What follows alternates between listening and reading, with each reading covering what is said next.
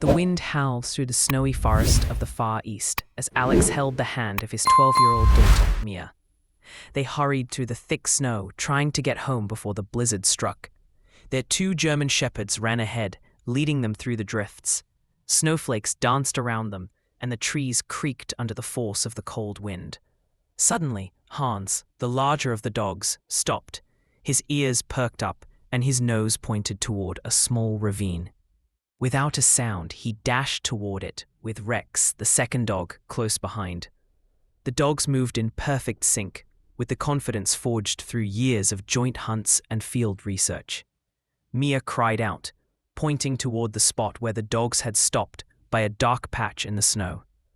Alex approached, and his heart raced when he saw the shepherds standing over a tiny tiger cub, motionless, bloodied, and wounded.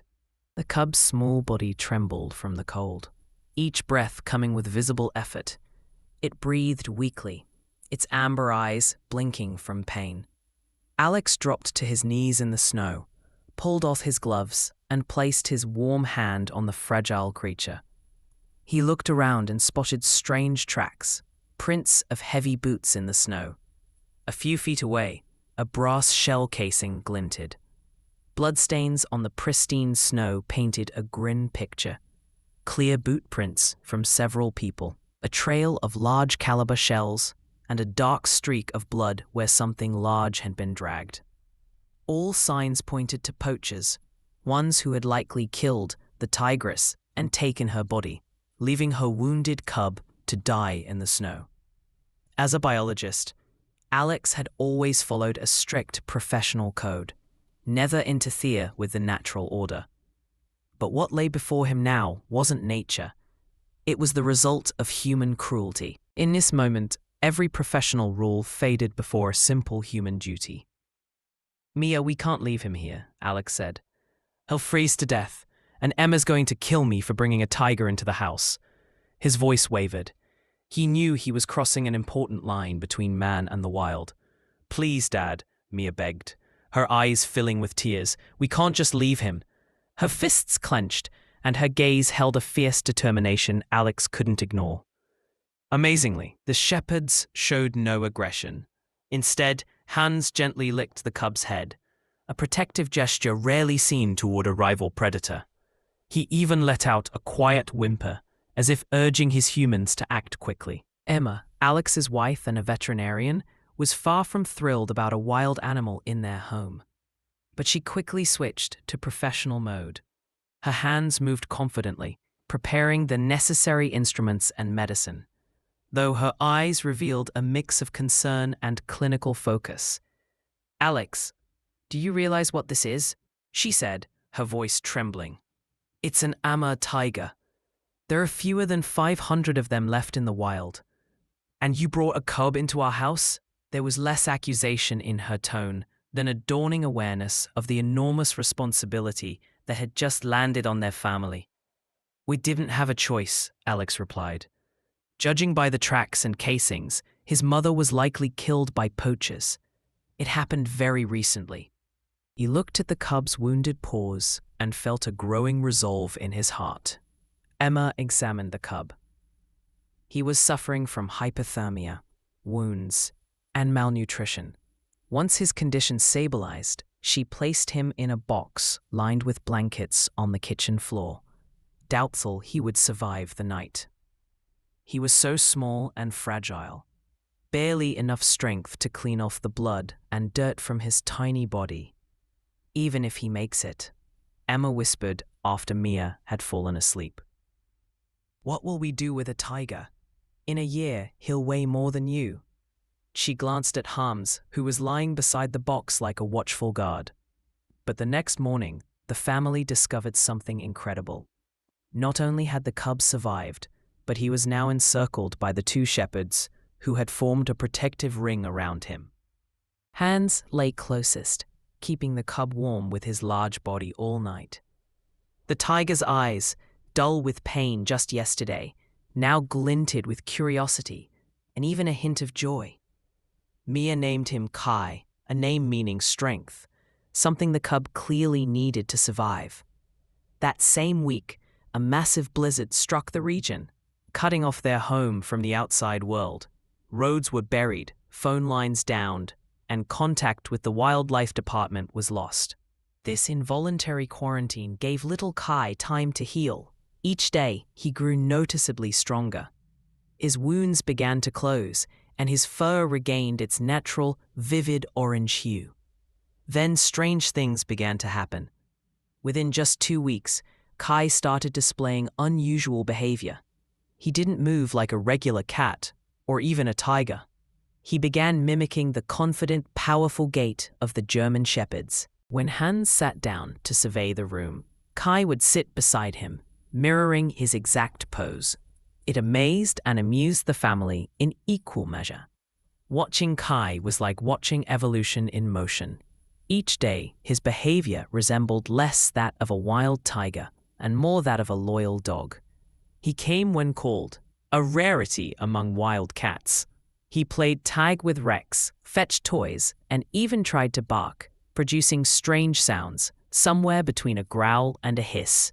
In the evenings, he'd patiently sit by Alex's feet while he made notes in his research journal, as if understanding the importance. When Hans sat down to survey the room, Kai would sit beside him, mirroring his exact pose. It amazed and amused the family in equal measure. Watching Kai was like watching evolution in motion. Each day, his behavior resembled less that of a wild tiger and more that of a loyal dog. He came when called, a rarity among wild cats.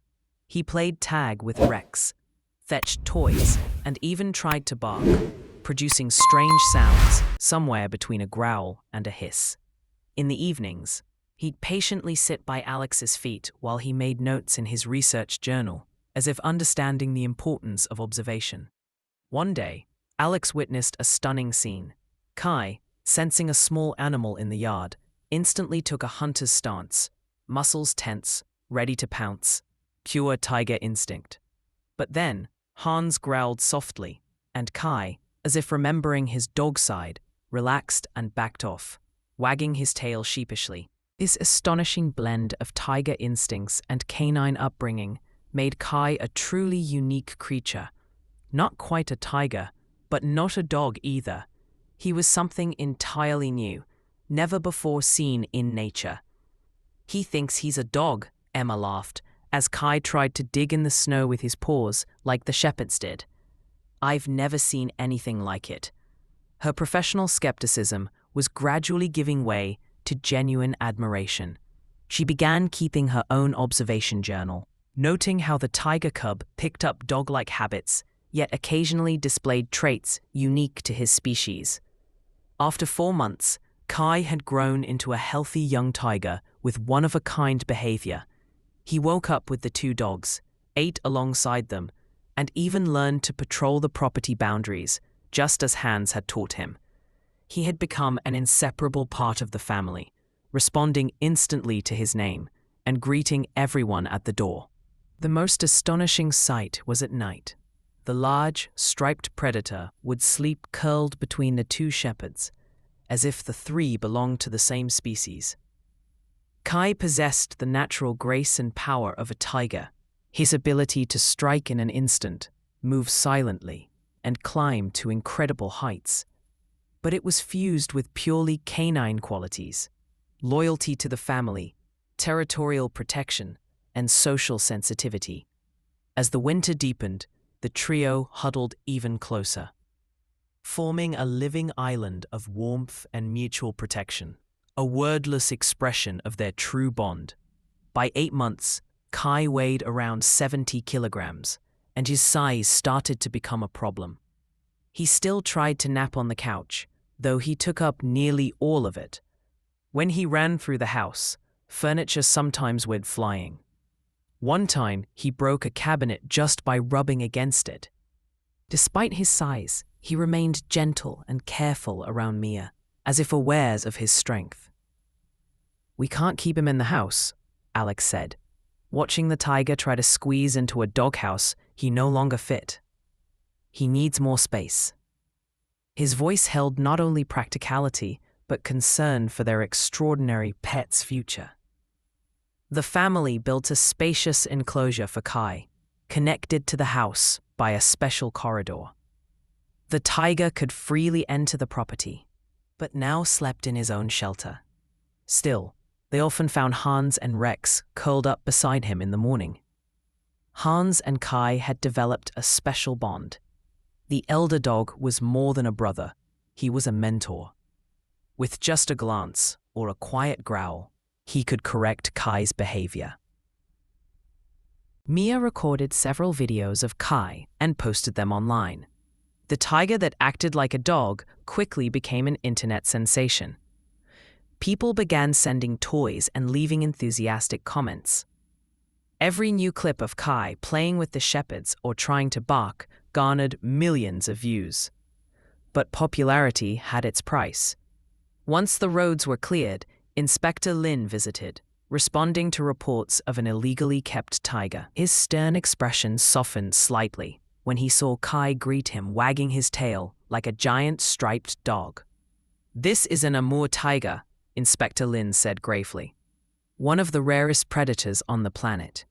Keeping such an animal without a permit is against the law."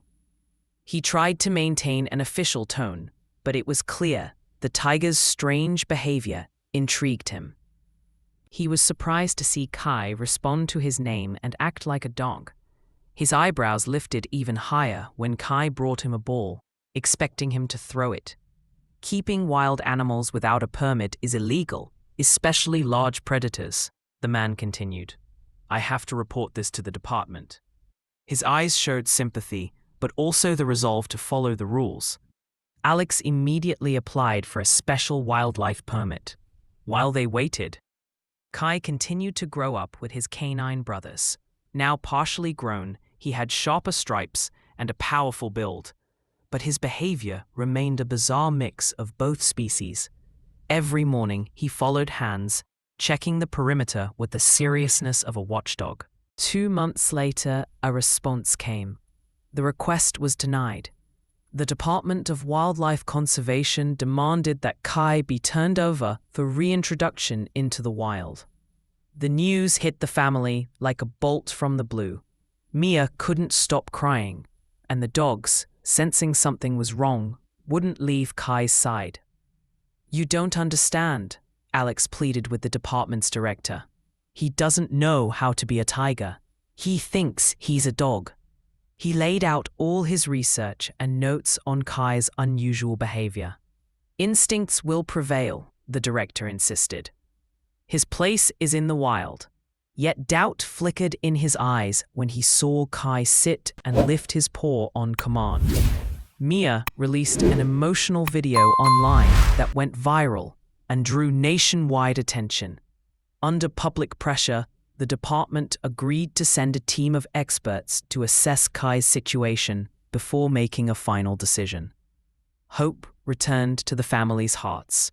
The director, a zoologist, and Inspector Lin spent an entire day observing Kai, how he moved, interacted with dogs and humans, and responded to commands. They were astonished by the level of his adaptation. What struck them most was how Kai helped Hans herd the domestic chickens into their pen, without a single sign of predatory behavior. "In 30 years of work, I've never seen anything like this," the zoologist admitted. He truly believes he's part of a dog pack. He gently scratched Kai behind the ear, and the tiger closed his eyes in contentment. The director acknowledged it was a special case, but the law allowed no exceptions. His face was unreadable, but the tension in his shoulders betrayed an inner conflict between duty and compassion. "A tiger is a wild animal. His place is in his natural habitat," he said. But his words sounded less certain when Kai rested his head on his knees, as if asking for protection. The zoologist agreed that Kai had been too domesticated to survive in the wild. After long discussions, they offered a compromise. Everyone gathered around the table, where the tension in the air mixed with fragile hope. "We'll release him into a reserve, 200 kilometers from here," the director proposed. "We'll put a GPS collar on him to track his movements. If he manages to adapt to the wild, That will be the best outcome. If not, we'll consider other options. It wasn't what the family had hoped to hear, but it was the best they could hope for at that moment. The day of parting came too soon. Mia cried nonstop, clinging to the neck of the now nearly grown tiger. Emma had prepared a special food pack to last him 2 weeks, even though she knew Kai needed to learn to hunt. Every piece of food was packed with care and a quiet worry for his future. Alex secured the GPS collar around the tiger's neck. His hands trembled as he stroked the thick orange fur one last time. He recalled every day from finding the wounded cub to the majestic creature standing before him now. "You're strong," he whispered to Kai. "You'll be okay." His words held hope, but his eyes betrayed fear and doubt. But the most heartbreaking reaction came from the 2 shepherds. When Kai was placed in a special transport cage, Hans and Rex howled and barked without pause, trying to stop the inspectors from taking him. Hans stood like a wall in front of the car door, moving only at Alex's command. His devoted eyes seemed to ask why a member of their pack was being taken away. "He'll be all right," Emma tried to reassure everyone, but her voice shook. She watched the departing vehicle with the expression of a mother sending off her child. At the release site, a forested valley with a river running nearby, they opened the cage door. Kai cautiously stepped out, sniffing the fresh air. He scanned the forest, then turned to look at Alex and Mia. Confusion filled his eyes, mixed with something like quiet hurt. The tiger didn't understand why his only family was letting him go. For a moment, it seemed the predator wouldn't leave at all. But then, a sound in the bushes caught his attention. Wild instinct took over, and Kai leapt toward the sound with the grace and speed of a true hunter. In an instant, he vanished into the woods. A shaft of sunlight lit up his orange fur before he disappeared forever into the trees. Mia sobbed in her parents' arms. On the way home, the GPS screen blinked. Kai was moving deeper into the forest. Every movement of the little dot on the screen sent a stab of pain through the family's hearts. "He'll be okay," Alex whispered, trying to believe his own words. "This is where he belongs." But his eyes were locked on the screen, tracking the tiger's movements with worry and hope. When they returned home, Hans and Rex refused to go inside. They sat on the porch, staring at the distant hills where Kai had vanished. Their loyalty to their unusual brother was unwavering. A week had passed since Kai's release. Mia checked the GPS data hourly, tracking the tiger's every move. At first, it seemed he was adjusting, cautiously exploring new territory, searching for shelter and water. But his movements were hesitant, as if he were looking for something he couldn't find.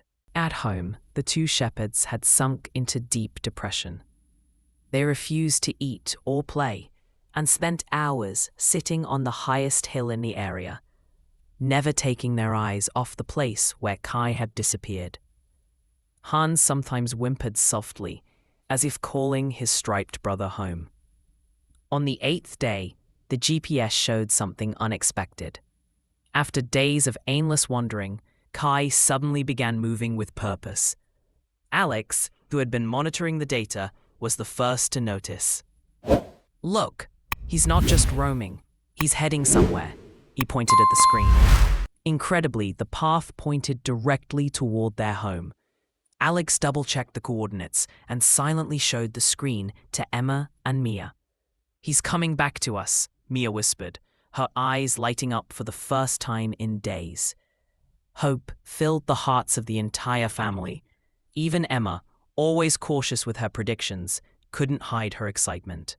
And Hans, as if sensing the change in his human's mood, suddenly stopped whining and stood at the window, alert, gazing toward the forest. On the 10th day, the GPS unexpectedly showed that Kai had changed direction. He was moving away from their home. The family's hearts sank. Was it instinct taking over? Emma gently noted that perhaps it was for the best. Kai had found his place in the wild. But 12 hours later, it became clear.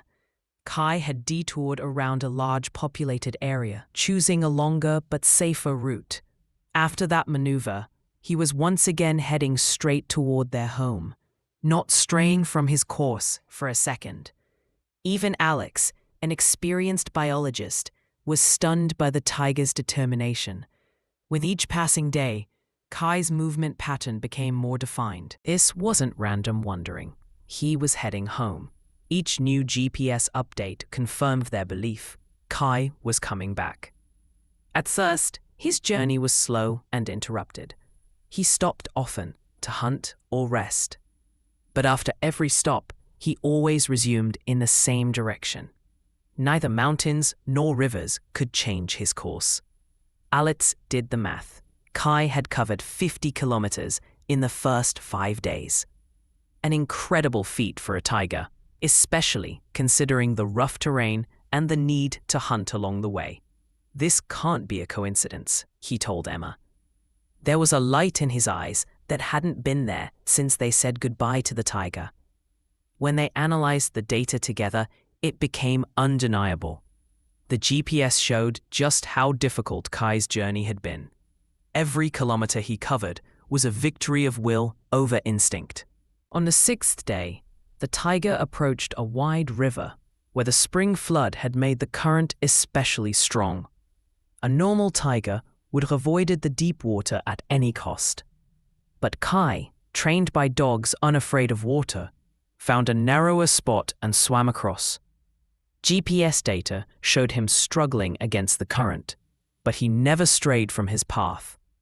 On the 7th day, Kai reached a busy highway. The GPS indicated that the tiger waited, hidden in the roadside bushes, for almost 3 hours. Then, in a break between cars, he darted across the road. His adaptability and patience revealed an astonishing intelligence and determination. But the most dramatic challenge awaited him on the 9th day of the journey.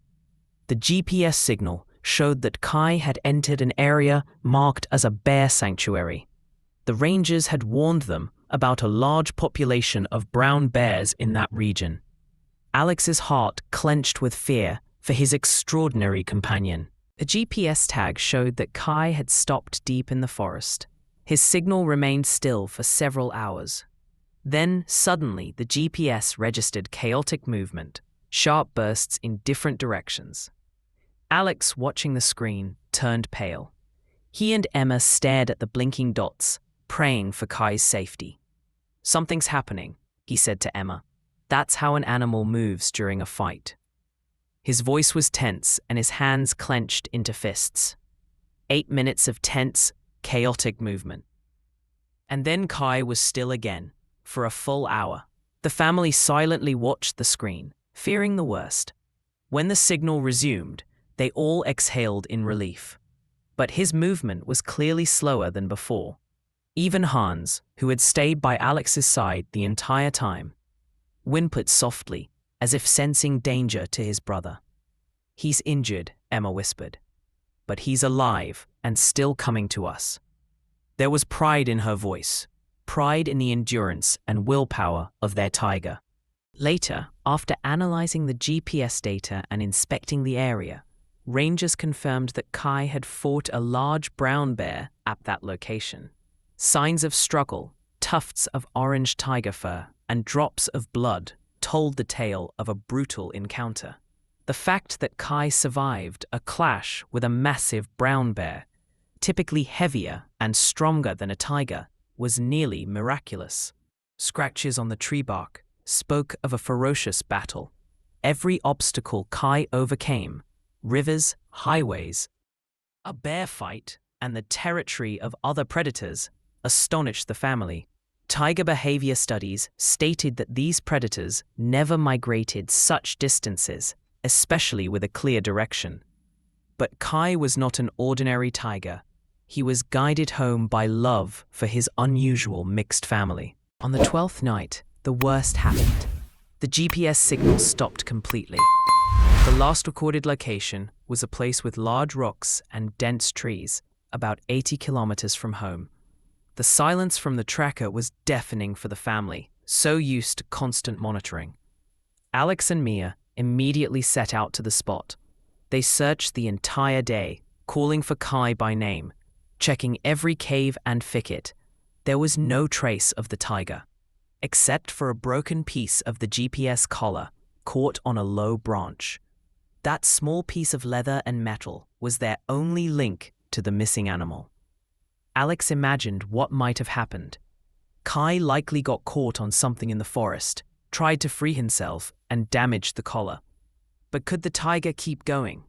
Was he injured or worse? These questions haunted Alex as he and Mia returned home with heavy hearts.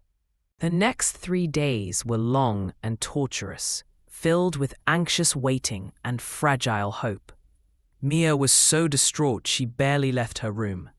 Emma contacted every ranger station and veterinary clinic within a 200-kilometer radius. Each phone ring made their hearts race, but there was no news. Alex kept studying maps, trying to predict Kai's possible route after the last GPS point. Based on Kai's average speed before the signal was lost, he estimated the tiger would need another 3 to 4 days to reach home, if he kept moving in the same direction and wasn't further injured. The red lines on the map, drawn by Alex's trembling finger, always pointed the same way: home. Kai's fur helps in the cold, but he needs food and water, Alex analyzed, and he has to avoid other big predators, wolves, bears, and even people. His eyes were filled with pride for Kai's endurance, mixed with deep concern for his fate. The truth was that Kai's chances of survival decreased with every passing hour, but no one dared say it aloud, clinging to silent hope. On the third night after the signal disappeared, while the family somberly tried to have dinner, the 2 shepherd dogs suddenly jumped up as if struck by lightning. Hans barked furiously and raced to the door, Rex right behind him, tail wagging excitedly. Their sudden excitement was so intense that the dishes on the table rattled. Alex rushed to open the door, heart pounding. At the edge of the yard, illuminated by the spotlight, stood a tall, lean figure. The silhouette was motionless, only the tail slowly swaying side to side. Kai, dirty, thin, without his GPS collar, but alive. And he was staring straight at the house. His amber eyes glowed in the dark like 2 small moons. Fresh wounds showed on his side, and one paw was tucked up, but even from a distance, they knew it was their Kai. Time seemed to freeze in that moment. And then, something extraordinary happened. Kai made a sound, not a tiger's growl, but a strange, throaty bark, trying to imitate the greeting of his canine brothers. It was the sound of coming home. Later, analyzing Kai's journey based on partial GPS data and estimated distances, Alex calculated that the tiger had crossed at least 200 kilometers of varied terrain, 2 major rivers, 1 main highway, a populated area, the territories of other predators, all in about 16 days. The line on the map, tracing his path, was almost straight, as if guided by an inner compass. Later, experts tried to explain this behavior through geomagnetic positioning ability, exceptional spatial memory, and unusual migratory instincts. For the family, the only explanation was attachment. Kai hadn't just returned to the same place. He had come home to his family. His incredible journey had been driven by something more powerful than instinct: love and connection. The moment Kai saw the 2 German shepherds in the yard, his entire demeanor changed. He ran forward not with the cautious gait of a wild tiger, but with the joyful eagerness of a dog reunited with its pack. His powerful body moved with ease, despite clear exhaustion and injuries. The 2 shepherds ran toward him, and all 3 animals melted into a blur of joyful sounds and damp fur, Mia, sobbing, ran out and dropped to her knees beside them. Alex and Emma followed her, unable to believe their eyes. Even in the flashlight's glow, they could see Kai licking the dogs' faces, and they responded in kind, recognizing him as a brother after a long separation. Kai, a wild tiger, had traveled more than 200 kilometers through unfamiliar terrain, heading straight to the only home he had ever known. This journey challenged everything scientists believed about tiger behavior and told a story of a bond that defied natural boundaries. The family led Kai back into his enclosure, where Emma immediately began examining him. The tiger had lost weight, and there was a deep wound on his front leg, possibly from where a collar had snagged and he had tried to free himself. His side bore marks from a bear's powerful claws, scars that would stay with him forever. But otherwise, he was surprisingly healthy after such a long journey. His eyes shone brightly as he looked at his human family, as if to say, "I'm home. He's been through hell," Emma whispered as she cleaned his wounds. "But he made it. He's not just any young tiger. He's our Kai." Alex called Inspector Lin, who arrived the next morning, barely able to believe the incredible return of the tiger. The inspector's official demeanor gave way to genuine astonishment when he saw Kai lying peacefully between the two shepherds. "This can't be real," he muttered, watching Kai curled up between the dogs as if he had never left. "Tigers don't do this. They don't cross such distances just to return to a specific place, and they certainly don't seek companionship from other species." His hand instinctively reached out to stroke the tiger's magnificent fur. Still struggling to believe what he saw, Mia knelt beside Kai, gently petting his coat. "He doesn't think he's a tiger. He thinks he's part of our family." Her words held more truth than all the scientific theories. Lin looked at Alex and Emma. "I have to report this. You know they'll want to take him again, maybe even farther this time." There was regret in his voice, but also duty. Yet when Lin looked into Kai's eyes, those wild amber eyes filled unmistakably with affection. He sighed. That look said more than any scientific data or regulation ever could. "I'll propose an alternative. I can't promise anything, but nothing like this has ever happened before." He was already mentally drafting the report that would challenge everything science thought it knew about tiger social behavior. 2 weeks later, the director of the Department of Wildlife Protection came to the house in person. He watched Kai in his environment, how he played chase with Rex, patrolled the boundaries with hands, and curled up to sleep beside both dogs. Every move the tiger made defied conventional scientific understanding of apex predators. What we're witnessing here challenges everything we know about animal behavior, the director admitted. Is no longer an ordinary tiger, but he's not a pet either. His gaze followed the tiger's every motion with a mixture of professional curiosity and human awe. The final decision was made a month later. The family was granted a special, unprecedented permit, allowing Kai to stay, on the condition that his presence be part of a long-term study into animal behavior and interspecies social bonding. This wasn't just an exception. It was an acknowledgement of a unique case that could reshape our understanding of wild animal capabilities. The family had to build a large territory for Kai, and the two shepherds were to undergo regular checkups and participate in educational programs. Alex and Emma agreed without hesitation. Mia jumped with joy, and Hans and Rex, as if sensing the good news, barked happily. A year later, their home had become a small attraction, where groups of students and researchers could observe Kai and his canine brothers.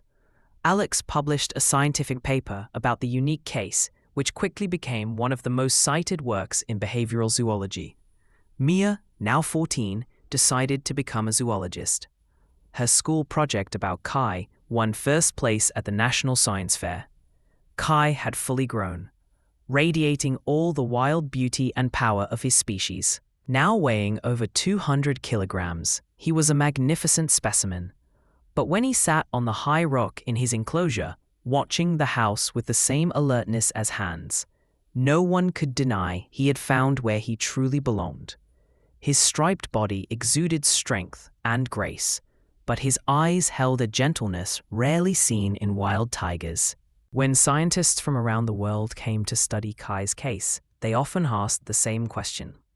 How do you explain a wild tiger believing himself part of a dog pack and a human family? Alex usually smiled and answered simply. Sometimes science has to make room for a miracle. And the miracle of Kai is that he taught us to see family beyond biology and instinct. Kai's extraordinary journey, from an injured cub to a unique creature living between two worlds, proved a simple yet profound truth. Sometimes attachment can be stronger than instinct, and family, in its deepest sense, is not where you were born, but where you are loved and where you belong. Every evening, as the sun sets behind the mountains, Kai, the majestic Amma tiger, sits between his two loyal shepherds on a hill, watching the sunset. 3 silhouettes against the fading light, a symbol that love and connection can sometimes be stronger than nature itself.